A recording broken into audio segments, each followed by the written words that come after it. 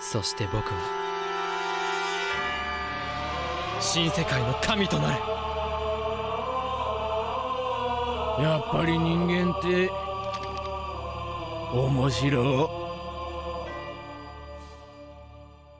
To become the god of the new world, do what you wish with humanity, bend them to your omnipotence. It's an ideology that Kira failed to bring about, but one that perhaps could eventually be born once again. Should, in the wise words of Ryuk himself, another interesting human be chosen. Following a troubled youth named Mirai, upon graduating middle school he jumps off of a building in an attempt to commit suicide, only to find himself saved by an angel named Nasse, and afterwards unexpectedly pitted against 12 other candidates who have all been chosen by angels like himself to become the next god. Yep, god of Earth and everything on it, he who creates and presides over all. A responsibility that is, in the world of Platinum End, to be left in the hands of one of 13 random suicidal Japanese people. With wings on his back and the ability to make anyone fall in love with him in one hand and the power to instantly kill someone in the other, it is up to Mirai how he chooses to wield this immense power and ultimately decide the fate of all of humanity. Now, beginning this manga, it is almost impossible not to draw comparisons to other famous works, like Future Diary, which has an almost identical initial concept, and a connection that is even more evident, whether it was purposeful or not, in the main character's name, Mirai being the Japanese term for future. They're both battle royales to determine the god of time and space. And Platinum End also reminds me a lot of Inuyashiki, a series that I've loved ever since I watched it airing in 2017. All of these stories show how complete strangers, people of various beliefs, perhaps that the wealthy should rule over all, or that no human should hate one another, how these people separately act once given unrivaled power. We see in Inuyashiki how this leads to both chaos and heroism, bringing out the absolute worst in people or the absolute best. This kind of story begs the question of how power is defined when wielded in different hands. It naturally gives rise to questions about the greater good of humanity and just how far humans will go to see their ideas come to fruition should they have the means to do so. It's always an interesting concept to me, and it's one that most of all, Tsugumi Ohba and Takeshi Obata's first work, Death Note, touched upon significantly. And you can see the legacy of Death Note, its philosophical themes, its storytelling, even its characters, quite evidently in their third work, which is, of course, Platinum End. In a way, Platinum End is the fulfillment of Death Note's last unanswered question. What would happen if a god of the new world truly were to appear? This underlying theme behind Platinum End, the basis from which it is built upon, is an idea that, to me, is best defined in Ryuk's single word: omoshiroi. Takeshi Obata and Tsugumi Ohba are arguably one of the most famous duos in the manga industry. Not only because of their two internationally recognized manga, Death Note and Bakuman, both of which are held in very high esteem everywhere you go, but also because of their rather peculiar habits. Ohba's actual identity, Tsugumi Ohba being a pen name of course, is still a closely guarded secret to this day, something that many manga authors don't actually do nowadays. And along with having very unique traits like collecting teapots and holding their knees on a chair, the writer themselves is likely a direct source of inspiration for their famously eccentric character, L. On top of this, despite the close-knit relationship between writer and artist that was explored in their own manga, Bakuman, the actual artist Obata and writer Ohba were reported to rarely, if ever, actually work together during the 3-year run of Death Note, instead all messages and work being related through their editor. But instead of being reason to believe they don't like each other's presence, it is likely the complete opposite, in that they have such firm-clad trust in each other's respective abilities that they have no need to directly collaborate. Ohba is said to just give brief descriptions of characters, or leave messages for background art as simple as quote-unquote abandoned building, and leaves almost all of the visual creative effort to Obata. It's a level of trust that evidently pays off, not only in the absolutely stunning art of Obata, both in character design and backgrounds, but also in the broader sense of things with, of course, the renowned success of Death Note and Bakuman. Both completely different types of stories as well, one focusing on a dark and psychological tale of mystery and cat and mouse, while the other follows the light-hearted but realistic story of two mangakas pursuing fame and romance.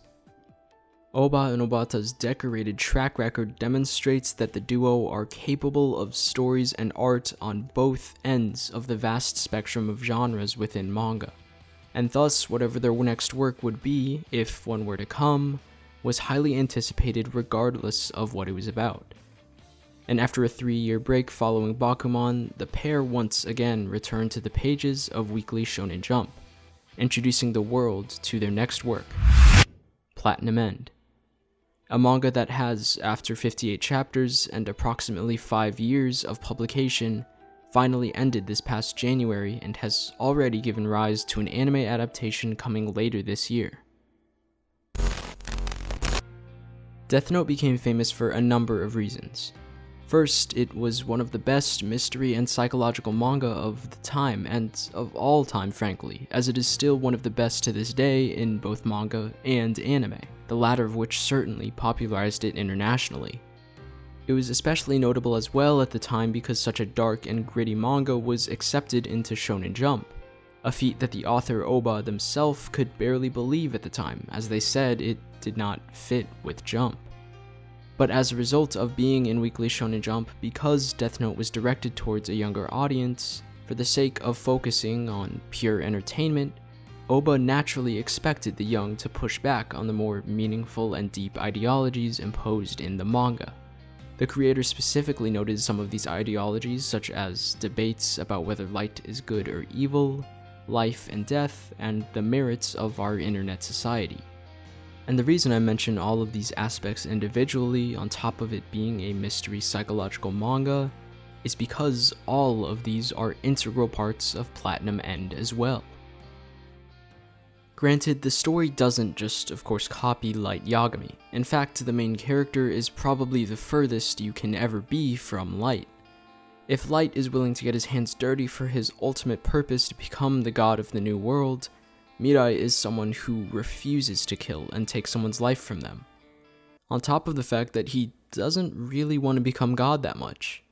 However, there are 12 other candidates, and as such, each of them has their own twisted, morally ambiguous idea of what God should be, like Light. Views on how humanity should proceed in the future, what they would do as God, him or herself. A path that inevitably leads to conflict. The latter two of the themes mentioned by Ohba and Obata, the merits of modern society and life versus death, however, emerge as certainly the most important themes in Platinum End. After all 13 of our main cast, whether they act as villains or protagonists, are all people who were saved from attempted suicide. Just as the Death Note rejuvenates the bored genius within Light Yagami, this story also follows these people all coming to grips with a life that, though only minutes ago made you suicidal, suddenly gives you the chance to become all-powerful. But an aspect that is distinct from Death Note is that Platinum specifically focuses mostly on suicide, and the fact that Japan is incredibly overworked and leads to suicide in many youths. A topic that I've mentioned and discussed many times on my channel in this video and this video. But even this attempt to stray away from Death Note ironically comes full circle, because where Death Note is centralized around a character who is willing to kill anyone so that he can reach the top, Platinum End focuses on a person who was only ever willing to kill himself. Even the parts of Platinum End that distinguish itself from Death Note, make itself an individual manga, still act as a form of yin and yang to Death Note. It is never completely separate. The first arc of Platinum End, what I foresee being the first season of the anime if it goes at a pace of around 1 chapter per episode for 24 to 26 total, is incredible. It is drenched in mystery as Mirai tries to hide his identity among all of these god candidates who may use it for good or evil. And just as Light and L battle in a constant back and forth to discover each other's identities in the first half of Death Note, Mirai must also outplay a conniving villain that will do anything and kill anyone to become God. But along with suicide, Platinum End's most distinguishable trait, what really elevates the manga above all else, is the power system of god candidates. This is definitely one of the best parts of this manga, the arrows and angels, with the different ability to have wings and red arrows versus white ones. You won't get what I'm saying if you haven't read it, but take my word for it.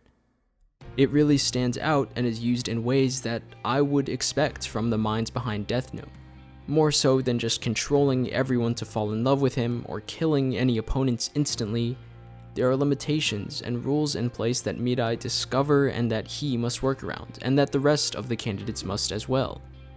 But even where it's different, it is still reminiscent of the powerful Death Note itself. Without a name and a face, you can do nothing.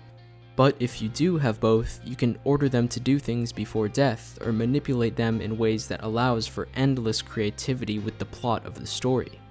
Mirai can't use his arrows to kill someone unless he can see them. Likewise, Light can only kill someone if he's seen their face, has witnessed them before. Discovering one another's identities is a crucial part of both of these stories. Even the most intense action scenes in Platinum End, which are far more common in this manga than Death Note, are really driven by thought processes and dialogue instead of the actual action, more often than not. There's a lot of text, characters thinking about their next move and pitting their plan against someone else who's been plotting something else. Just like how a million thoughts race through Light's mind when he sits next to L at the introduction ceremony, the same goes for Platinum End. It always feels psychological, even if it's as simple as a standoff between potential gods. I think the first half of this series, just like in Death Note up till the end of the Light vs. L arc, is a masterpiece, honestly. It's amazing. It did not fail in using Death Note's strengths to its advantage. Despite all the similarities, it still feels incredibly unique and distinct as a manga in the first half of this series, and I loved it. However, though, among the many great traits that Platinum End inherited from Death Note and its writing, was also one hidden crucial factor that was strong enough to break the system entirely: a poor ending. The latter half of Death Note gets a lot of hate because of the Near arc, which is justified. The show loses its momentum the moment L disappears from the show. But unlike Death Note's finale, which at least brought a semblance of satisfaction that Light was brought to justice even if L wasn't the one to do it, knowing the villain finally lost, the ending of Platinum End has none of that and is simply reduced to philosophical ambiguity. What used to be an incredibly intriguing cat and mouse chase between Mirai and the villains ends in about 10 chapters of constant discussion and debate over what the meaning of God is. The characters' motives become blurred, conclusions and happy endings are rushed. The pieces that so beautifully recreated what made Death Note amazing fell apart. And it's really a shame, considering the incredibly strong start the series had, the reputation of Ohba and Obata as mangakas. But perhaps it was because Platinum End attempted to live up to a legacy that was simply too great to follow up. Or perhaps because asking what if a god of the New World was chosen should have been buried with Light Yagami himself. As always, this has been the Anime Culture Corner. I hope you enjoyed the video. Don't forget to like and subscribe for future in-depth show, manga, and character analyses.